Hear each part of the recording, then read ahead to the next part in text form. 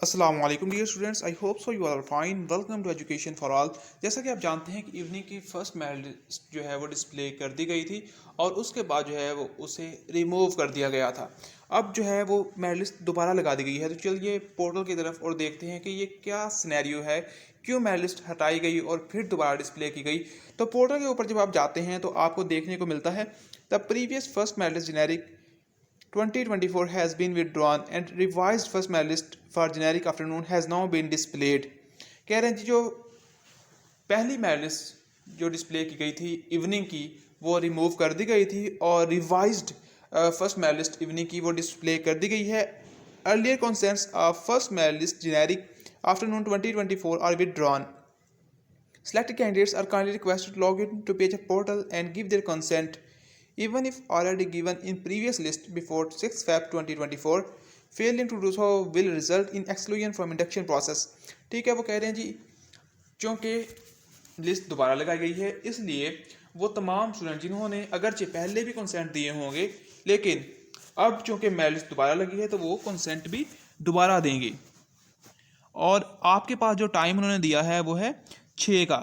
6 Feb से पहले पहले आपने जो है कंसेंट वगैरह देना है। अगर किसी ने कंसेंट ना दिया तो उसका जो नाम है वो लिस्ट से रिमूव कर दिया जाएगा। ठीक है, अब ये जो लिस्ट लगी है ये रिवाइज की गई है। रिवाइज होने में और अपग्रेड होने में फ़र्क है। अब स्टूडेंट्स हो सकता है कि इसमें जो पहले स्टूडेंट्स अपनी प्रेफरेंस के अकॉर्डिंग पहले नंबर पे हों या दूसरे नंबर पे हों, वो हो सकता है अपनी प्रेफरेंस में फोर्थ नंबर पे चले गए हों। ठीक है, ये अपग्रेड नहीं हुई, ये रिवाइज हुई है। और जिन स्टूडेंट्स का जो मिसिंग थे, जिनका नाम गलती से जो है वो स्किप हो गया था, मेरिट लिस्ट से मेरिट बन रहा था लेकिन उनका जो नाम था वो नहीं था, वो भी इस मेरिट लिस्ट को चेक करें।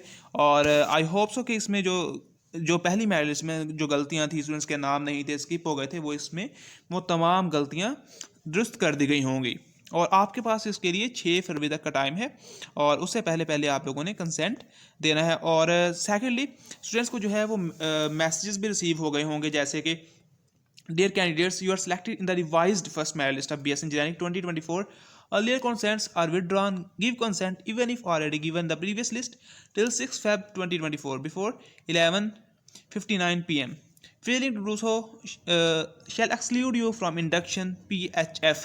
ठीक है, इस तरह के मैसेजेस भी स्टूडेंट्स को जो है वो मौसूल हुए हैं regarding first merit list of the evening of the afternoon. ठीक है, अब बात कर लेते हैं मेरिट की।